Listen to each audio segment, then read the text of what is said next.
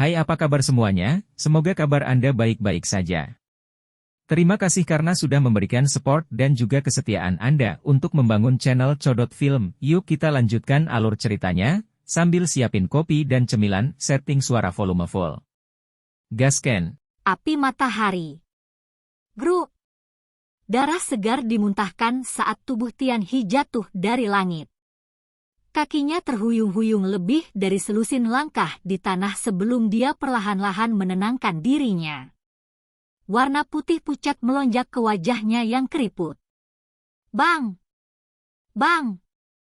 Semua murid elit lembah sungai es juga terbang mundur, tampak menderita pukulan berat, sementara Tianxi dipaksa kembali. Setelah itu, mereka jatuh ke tanah satu demi satu. Tidak ada yang tahu apakah mereka hidup atau mati. Hanya 3 sesepuh berpakaian putih yang hadir hampir tidak bisa menstabilkan tubuh mereka. Namun, wajah mereka saat ini dipenuhi dengan keterkejutan. Tak satu pun dari mereka mengharapkan formasi besar, yang terbentuk dari semua kekuatan mereka, tidak akan dapat bertahan bahkan untuk satu pertukaran di tangan orang di depan mereka ini. Seorang elit Douzun memang bukan seseorang yang bisa mereka kalahkan hanya dengan mengandalkan angka. Kontrol kekuatan spasial orang ini telah mencapai tingkat yang luar biasa. Dia tidak tampak seperti seseorang yang baru saja maju ke kelas Douzun. Beberapa kejutan dengan cepat melonjak ke mata Tianxi saat dia menstabilkan tubuhnya. Dia dengan cepat memindai murid-murid lembah sungai es yang telah terguncang sampai mereka tidak sadarkan diri. Matanya berkedip. Lembah sungai es, saya telah salah menghitung masalah ini hari ini.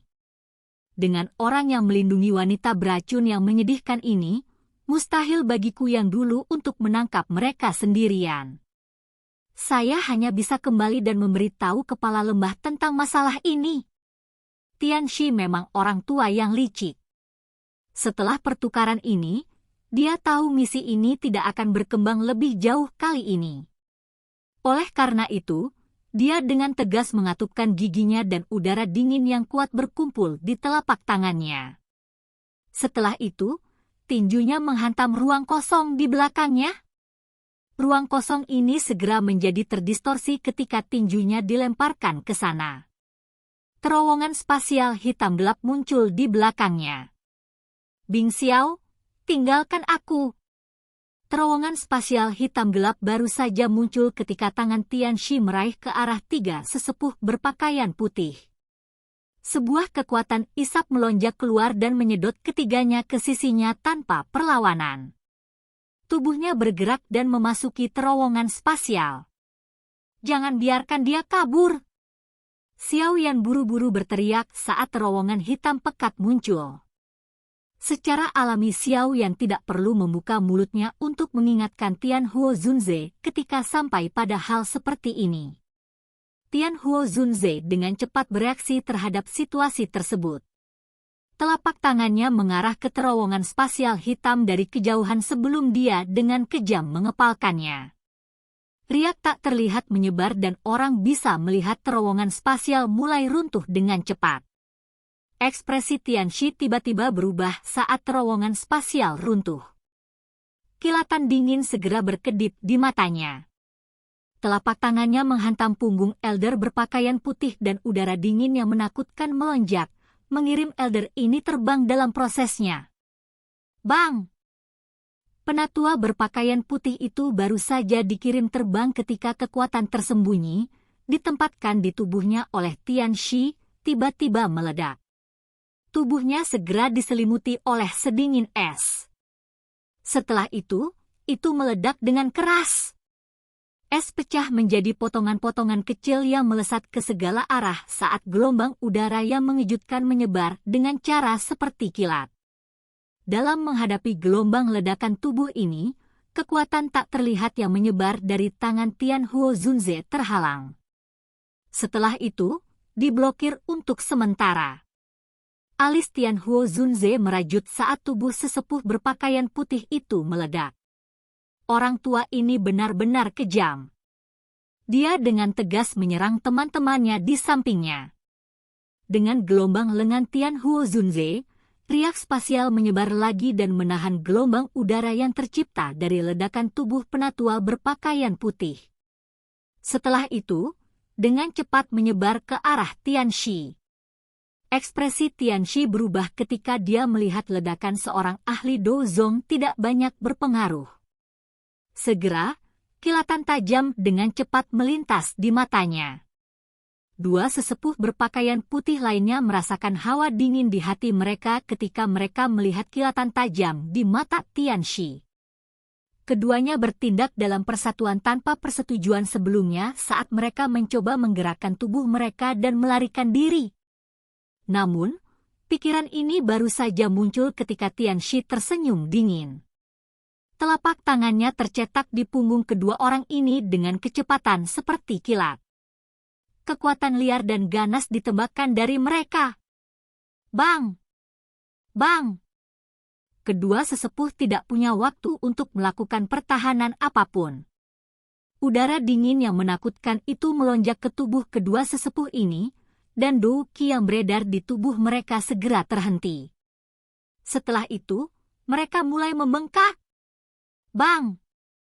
Bang! Dua suara keras lainnya muncul. Gelombang dingin yang bahkan lebih kuat melonjak dan menyebar dengan cara seperti kilat. Beberapa batu besar di tanah segera tertutup oleh es yang keras karena gelombang sedingin es ini. Murid lembah sungai es di tanah dengan cepat diubah menjadi banyak patung es yang seperti kehidupan.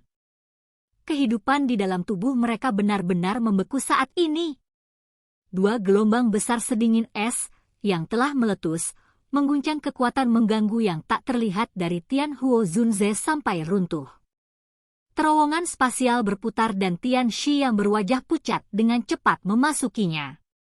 Akhirnya, dia menghilang. Ini dunia kecil dan kita akan bertemu lagi. Masalah hari ini pasti belum berakhir. Kalian semua harus menunggu untuk dibunuh oleh lembah sungai es milikku.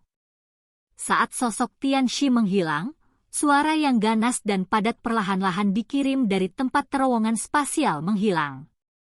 Setelah itu bergema di pintu masuk lembah ini. Tian Huo Zunze sedikit mengernyitkan dahinya saat melihat Tianxi berhasil kabur. Dia tidak menyangka orang ini dapat berpisah dan melarikan diri meskipun tidak mencapai kelas Douzun. Selain itu, dia juga meremehkan sikap tidak berperasaan orang itu. Dia rela mengorbankan 3 tetua Douzong untuk melarikan diri. Dia melarikan diri. Alis Little Fairy Doctor vertikal saat dia berseru dengan lembut. Xiao Yan dengan lembut mengangguk. Dia merasa sedikit menyesal. Akhirnya, dia melihat ke arah Tian Huo Zunze di udara dan berkata, Tuan Tua Yao baru saja mendapatkan tubuh. Meskipun kekuatan spiritual Anda telah sangat diperkuat dalam sekejap, Dou Qi di dalam tubuh fisik Anda tidak dapat sepenuhnya pulih dalam waktu singkat ini. Anda sepenuhnya mengandalkan kekuatan spiritual Anda dalam pertarungan sebelumnya. Jika tidak, kemungkinan besar Tianxi tidak akan melarikan diri. Tian Huo Zunze di udara bergerak dan muncul di samping Xiao Yan. Dia tanpa daya menggelengkan kepalanya pada Xiao Yan saat dia berkata, aku bisa saja menghancurkan terowongan spasial. Namun, orang tua itu benar-benar terlalu kejam. Dia melempar 3 ahli Douzong seperti bom. Xiao Yan tersenyum dan mengangguk. Dia berkata, tidak apa-apa selama kita bisa menakuti orang-orang tua itu. Kami saat ini tidak dapat bertarung langsung melawan lembah sungai es. Kita perlu menemukan tempat yang lebih rahasia dan membantu menyelesaikan masalah tubuh racun yang menyedihkan dari dokter peri kecil. Begitu dia mampu sepenuhnya mengendalikan tubuh racun yang menyedihkan, lembah sungai es harus benar-benar berpikir 2 kali bahkan jika mereka ingin menyentuh kita. 2 Douzun dapat dianggap sebagai kekuatan yang sangat kuat bahkan di wilayah Central Plains. Tian Huo Zunze sedikit mengangguk. Meskipun dia saat ini memiliki tubuh, dia belum benar-benar memiliki kekuatan Douzon. Dia harus menunggu sampai dia membiasakan diri dengan tubuh ini agar bisa disebut Douzon sejati.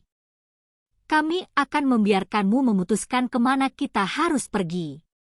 Anda dapat dianggap telah memberi saya yang lama kesempatan kedua untuk hidup.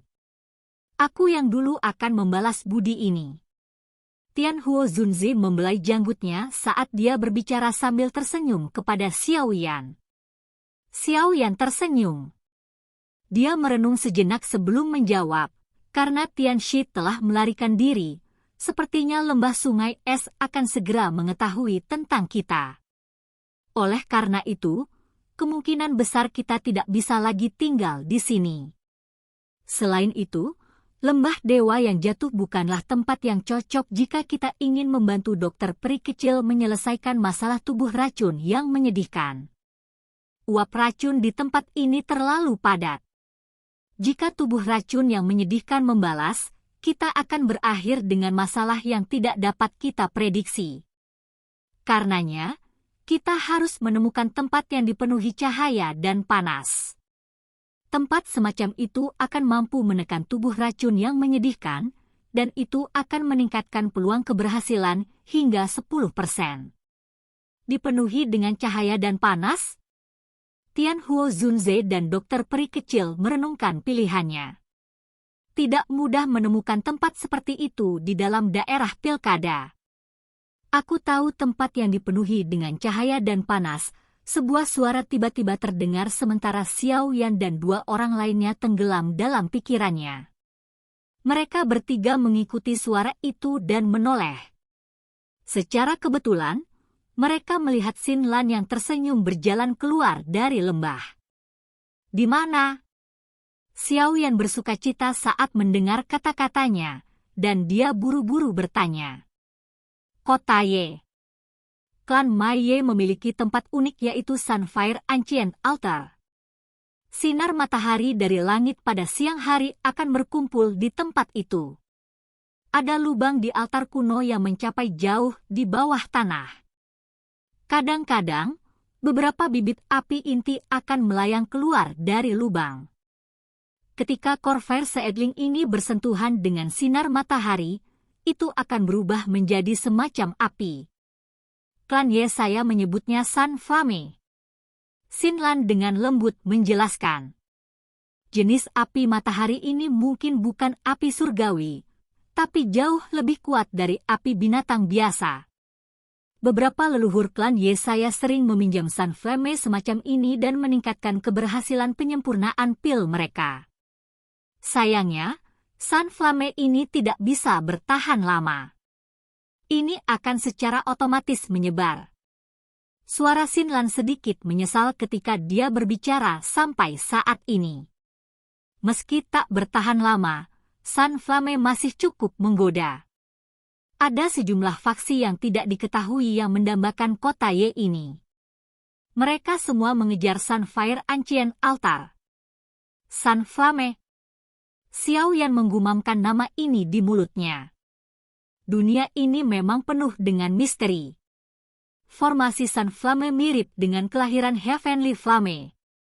Tidak heran itu disembunyikan sebagai harta karun oleh klan Ye.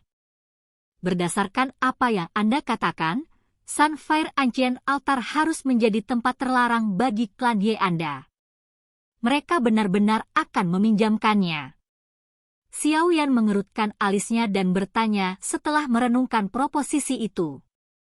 Dia telah bertemu orang-orang dari klan Ye sebelumnya, dan dia tidak memiliki kesan yang baik tentang mereka. Xin Lan juga tampaknya menyadari bahwa Xiao Yan tidak memiliki kesan yang baik terhadap mereka. Dia tertawa pahit sebelum mengertakkan gigi peraknya dan berkata, mereka menyinggung kakak Xiao Yan terakhir kali karena mereka tidak mengetahui identitasmu. Jika Anda pergi ke sana lagi, Xin Lan menjamin bahwa mereka tidak akan menyinggung perasaan Anda. Klan Ye saat ini mengalami penurunan bertahap. Hanya kakeknya yang merupakan alkemis tingkat 7. Kekuatan semacam ini tidak cukup untuk memungkinkan klan Ye terus menjadi salah satu dari 5 klan besar. Jika mereka tidak mencari bantuan dari luar, kemungkinan besar mereka akan ditelan dan diambil alih oleh faksi lain.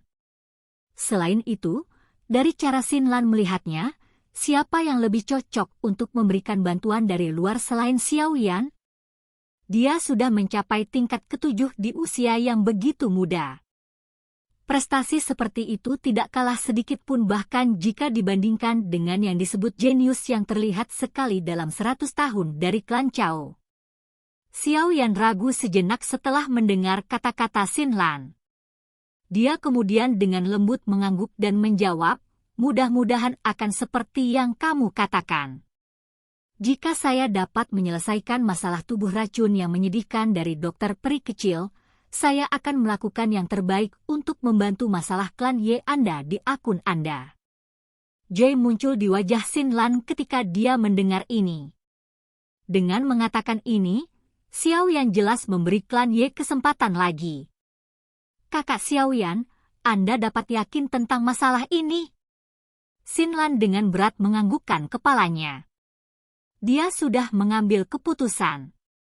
Tidak peduli apa yang terjadi kali ini, dia pasti akan membuat orang-orang teliti dari klan benar-benar melihat Xiao Yan sebagai penyelamat klan Ye.